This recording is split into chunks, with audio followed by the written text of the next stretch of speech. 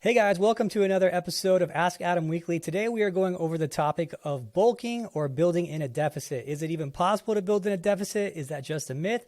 Or should I be bulking to maximize my lean mass gains? So how do we do it? First off, I think it's important to talk about how many calories are in muscle in the first place and how should we be approaching it. Now, intuitively, and I thought this for a while too, is muscle, must have 3,500 calories in a pound of it because fat has 3,500 calories in a pound of it. But we have to look at the mechanisms of both of those things, right?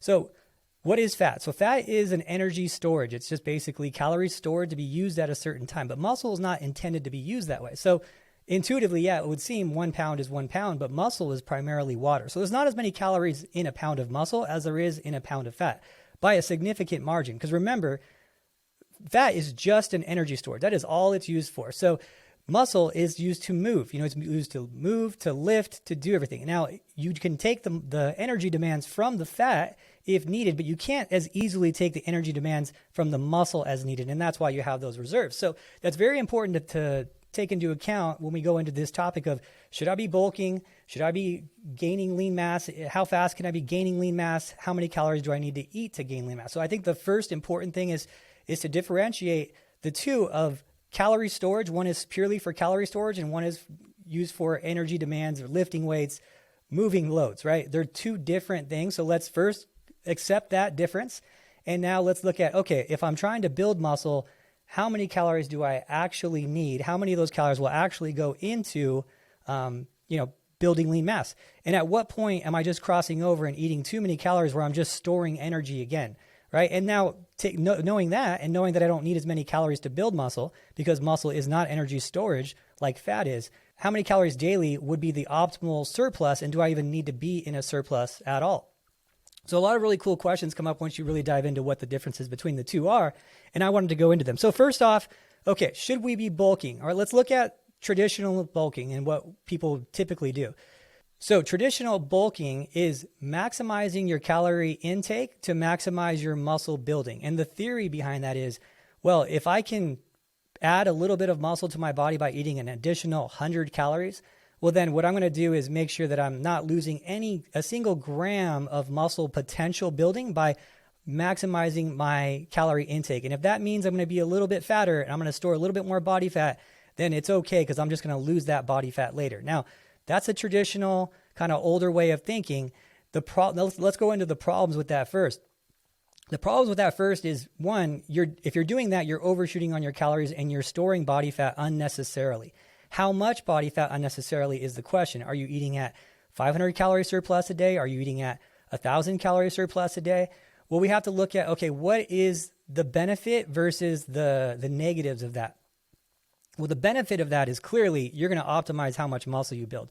If you have a crazy surplus of calories, there's no doubt that if you're working out hard, you're going to use you're going to build as much muscle as your body possibly can because the calories are there. It's adequate. You're going to have good recovery. You're going to have good energy in the gym, right? That's the benefit of it. The downside of it is you're going to store unnecessary amounts of body fat. You're going to store energy unnecessarily. And what that results in is that it results in you dieting for a longer period of time. Now, if you're dieting for a longer period of time to get that fat off of you that you maybe didn't need to add on to your body, you're going to now cost yourself some of that newly gained muscle. The longer you diet, the more likely you are to lose some muscle. The less time you're going to be gaining as well. So let's say you go in a traditional bulking method, and let's say you're bulking for 4 months, but that extends your dieting period throughout the year 2 additional months. Well, now you're cutting for 6 months and gaining for 6 months. Versus someone who was lean gaining or main gaining, as people put it, you're going to be gaining for 9 months and only dieting for 3. So who's going to net more muscle, the person gaining for 9 months or the person gaining for 6 months? Probably the person gaining for 9 months, or the net might be the same, but at least one of those people isn't having an unnecessary amount of body fat on them and not feeling confident in themselves, the whole year. Me personally, if I can avoid gaining body fat, I'm going to avoid gaining body fat if it doesn't help me in any regard. So that's going to be my argument to traditional bulking. The other argument to traditional bulking is, do I need to be in a surplus at all, right? I do think that the argument that you need to be in a surplus to optimize muscle gaining is an absolute fact. I think that it's pretty unlikely that you're going to run into a scenario where someone is dieting or in a deficit and building just as much muscle or optimizing their muscle growth as someone who's in a surplus. I don't think that argument's really going to be one, but I think that when you take all things into account, when you have someone gaining for 50% longer throughout the year because they don't need to lose that body fat, that's where the argument comes more valid. Maybe I can do this in a slight surplus at close to maintenance calories or even in a deficit and still get close to the same results, but then not have as long of a dieting period. And that's where I really want to touch on today. So let's go ahead and go into, okay, how much muscle can I build? That needs to be the next question because that's going to determine how much of a deficit, surplus, whatever I'm in. So when we talk about actual skeletal muscle, how much muscle can we build? Well, most experts agree that the average person, the average genetics, natural status, about 1 pound of lean mass every 45 days. So about 10 grams of skeletal tissue per day can be synthesized from amino acids, right? It's not a lot, right? You see 110-pound bikini competitors trying to put on 1 pound of muscle a week. Unlikely and honestly, probably impossible, even if they're an enhanced athlete. Probably extremely unlikely they're going to put on that much skeletal muscle. So now that we're looking at, okay, the average person, a pound of muscle every 45 days, how many calories are roughly in a pound of muscle? Well, remember, as we talked about earlier, is that fat is primarily a energy storage. It is. That's actually not primarily. Fat is an energy storage, basically, compartment in your body, basically storing calories in your body. Muscle is not that, right? So there's a difference. 3,500 calories are stored in 1 pound of fat. About 800 calories are stored in a pound of lean mass, which are going to be hard to extract, and your body will most likely not be extracting those calories for energy uses. Only in rare circumstances is that even going to happen. Whenever your muscle needs calories, it's going to take them from the fat or from the available calories that you're consuming. So remember, take that into account. So how many calories do we actually need to optimize muscle growth? Now, there is going to be a perfect point of optimizing growth before you gain body fat, but that's impossible to really figure out per person per day. On a hard leg day or a hard movement day, you're going to be needing more calories that day. And if you're just sitting at home one day, we're going to need less calories. So there's going to be huge variances. But of course, you want to average this across, let's say the 45-day method that we're talking about here to gain that 1 pound of lean mass. So I got some numbers here that I wrote down.